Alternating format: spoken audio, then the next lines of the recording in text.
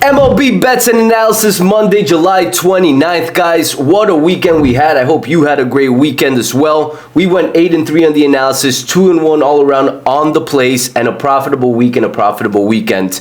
Now, guys, Friday, I gave this video out for free, posted it, 4-0 on the analysis. Huge day all around. Saturday, 3-1, another big day. And for the guys that got my Friday analysis and saw the video before the plays, I hope you guys took every single one of those plays because they all hit. And along with that, I hit a huge parlay with that analysis that I'm about to show you guys. Now, as always, guys, if you guys are winning, if you guys are growing, if you guys are learning, please share the show. That's all I ask for. That's the fee for this show. It helps me grow. And along with that, the more followers I get, the more engagement I get, the more encouraged I am to do these videos every single day for you guys. So that's all I ask for. Share the show, like this video, and comment on this video if you enjoy it. Now, guys, for today, wanted to show you guys my community. The community is thriving, guys. 61 members now. Thank you for everybody that's joined. Analysis Friday 4-0, Saturday went 3-1. We had the Blue Jays, we had the Yankees, we had the Padres, and our loss was the Twins. We had them plus 1.5. They ended up getting blown out at the very end of the game. And yesterday we did have the Yankees as well, which hit a nice win. Yankees are trending upwards and a team to look out for. I'm going to talk about them here in length. The other two plays were Padres plus 1.5 and Detroit plus 1.5. So those two lost 8-3 overall on the weekend. If you're in the analysis group, that's $97 a month. You caught every single one of these plays. You guys didn't miss on the weekend plays, and you guys are learning along the way too, because you guys get these videos, but more in depth, guys, covering more games, more details every single day, Monday through Sunday, right? That's what the community is for, and it's $97 a month. If you're watching this video, you're probably betting $10 to $50 per play. If you're doing that, this is an investment for your picks and for your knowledge that's going to last a lifetime. Now, let's get to today, guys. Hard Rock app. This is my personal Hard Rock app. As you guys know, I told you guys this last week. My account is finally active again after it getting disactivated for a couple of days due to a mistake on the Hard Rock. They did apologize, so all good with them. But I am still doing the challenge with my girlfriend's account, which I will pull up here in a bit. Now, I have been taking personal action on my account, and I wanted to show you guys, as always, my transaction history, because I believe that's key. You guys are trusting me watching these videos and trusting my picks. The least I can do is show you guys me putting my money where my mouth is every single day. So, hell of a weekend overall. Friday we had the Reds. Saturday, that same day, Friday, huge parlay. 4-0 on the analysis. Those four same games that I covered on the YouTube, I parlayed, and I hit a parlay for $12,339, as you guys can see right here, out of $1,000. Saturday, Padres money line. Got that game in. They dominated the Orioles, I believe 9-4. Easy winner. Now, I did take a couple extra parlays on my own. Every parlay you guys are seeing here, I did not send out to anyone. I took it just myself. And there's a reason for that. I don't like sending out parlays to clients because it's not an effective way to grow your bankroll long term. At least I didn't grow my bankroll taking parlays. I did it the slow way, taking one play at a time. So a lot of you guys are asking me, hey, why don't you send your parlays to me? Why don't you send the parlays to the group? I'm going to create a separate group for parlays. If you're interested in that, message my personal Instagram, Fred Wins Parlay, and I'll send you details on that. This group will get parlays 4 to 7 times a week, but they will not count towards the everyday results. These are for people that want bonus plays and extra plays and want to have fun with parlays. And they're going to be parlays, again, 4 to 7 times per week, not every single day. So if you're interested in that, before you message me, hey, you're not sending me the parlays, that's the reason why. I'm going to create a separate package for it, and they're not going to count towards the everyday plays. They're for people that want to take the parlays with me. As you guys can see them, some of them lose, but again, I mean, yesterday's Sunday, Padres money line, we lost that game. That was an official play, but I hit another parlay.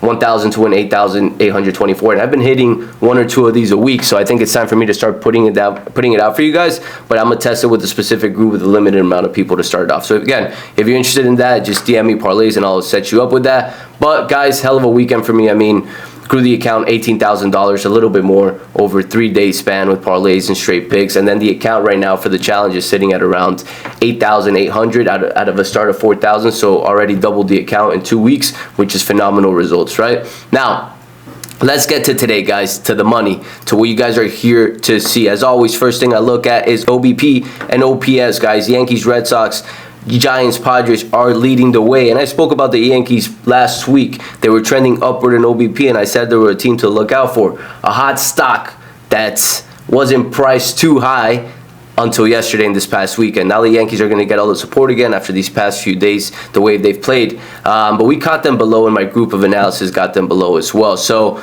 Yankees, Red Sox on the top. In the bottom, you got White Sox, Tigers, Reds. Phillies are struggling quite a bit. OPS in the bottom half, you still got pretty much the similar teams. The only team that I don't see here is the Phillies. Philadelphia Phillies are a little bit more on top when it comes to OPS, guys, which is good, right? Their 15th. OPS is them actually putting the runs in. OBP is them getting the players on base. So good knowledge to have. That's the first thing I look at every single day. And we're going to talk about two main games here today, guys. First one I'm going to talk about, it's Pittsburgh at Houston. Got Paul Skeens dealing today, and everybody jumps all over Paul Skeens because he's a stud, guys. And given so, right, he has a majority of the support when it comes to bets and money. Now, on the other side of the game, you got a pitcher for the Houston Astros in, let's pull him up right here, Jake Bloss, guys. And Jake Bloss is a little bit of an unknown pitcher. He's barely pitched, and when he has pitched, he gives only a couple innings, right? Paul Skeens, on the other hand, we've seen a lot from him, and he's been dealing. He's been one of the best pitchers this season. And given so, they've made Pittsburgh favorite. Now, I'm here to tell you guys two things. This line opened up a little bit higher. It opened up at around minus 137, minus 135, and it's currently sitting, let's see, at the Hard Rock app.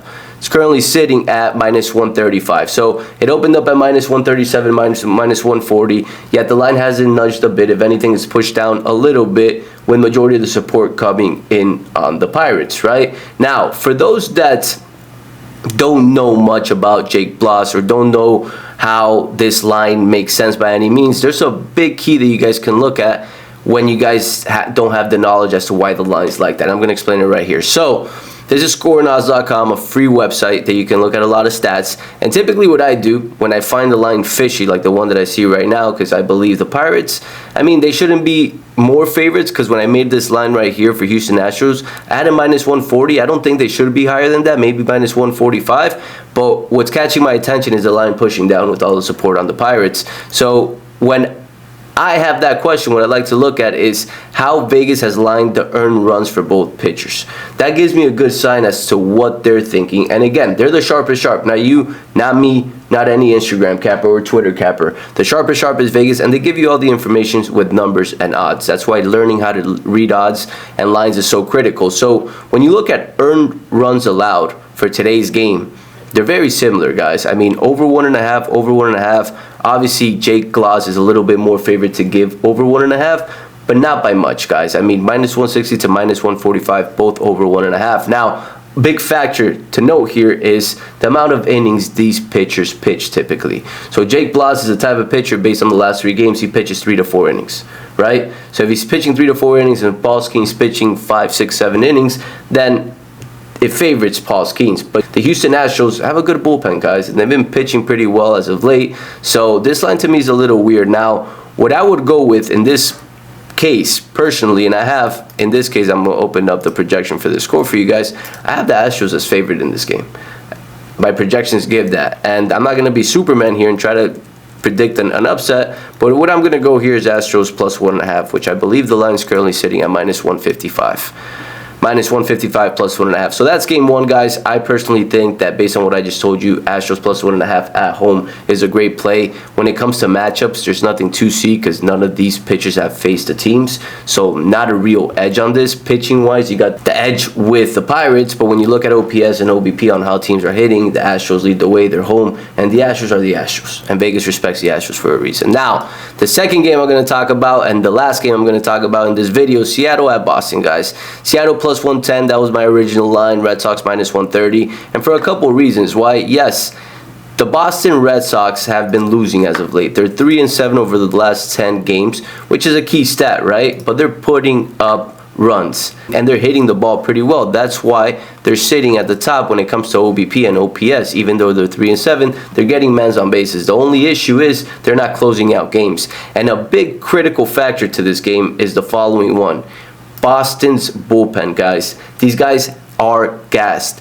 They had to use so much of their bullpen this past 3 days against the Yankees, and the Yankees as well. But Boston, especially yesterday and Saturday, they had to use most of their bullpen, and they're gassed out. And now they're bringing a player in Pivetta. pitching today, which he just had the worst outing out of any pitcher pretty much this whole season. This guy gave up 7 earned runs in 2.2 innings in Colorado, guys. So a key factor, he hasn't been pitching well, at least the last game, and the previous one prior to his last one, he gave up 4 and then 5. He hasn't been pitching well. He's facing a Seattle team that's trending upwards. Yes, they played the White Sox, right? Given White Sox are not a great team, but they just got Randy. They have some momentum in that team due to the fact that the changes they're making, and all around Seattle has a better pitching matchup, and it's night and day, right? Last time out, Logan Gilbert faced Boston, 7 innings pitched, guys, 1 earned run in 4 hits. That's fantastic. When we look at the other side of the fence, Nick Pivetta, 6 innings pitched, 3 hits, 1 earned run. Very similar, right? Now, why do I like this game? Especially considering the fact that Boston's at the top right now when it comes to OBP and OPS. I like this game because of the pitching matchup. That's particularly why. I think Logan Gilbert's the way better pitcher in this matchup. I mean, he was an all-star for a reason, has one of the lowest whips in the league. And then on top of that, too, you got a team that's gassed bullpen-wise. Seattle, a team that's trending upwards, 3-0 over the last 3. This gives me a sign. Now, along with that, too, let's pull up the matchups, right? I think pulling up matchups is always key to see how these teams have done against each other, how these pitchers, right? So Boston against Logan Gilbert, Duran, a player that has seen him. Other than that, it's zeros throughout the boards when it comes to home runs and RBIs. Now, when you look at Seattle against Pivetta, multiple players have seen Pivetta that are playing today. Randy just got traded into the team. He's had a home run and RBI on him. Polanco, he's questionable today, but he's looking like he's going to play today. He's hit him. Cal Raleigh, another player. Robles has hit him as well. So matchups favor Seattle. Pitchers favor Seattle. Bullpen favor Seattle. The only thing that doesn't favor Seattle in this position is the bats, right? Because Boston has been hitting a lot better than Seattle has. But catching this game that mostly favors Seattle at plus money is a value-driven play for me that I really enjoy. Now, before I end up giving you guys the plays, I wanted to show you guys this last thing. So Nick Pivetta splits. He is 1-4 at home games with a 5.50 ERA.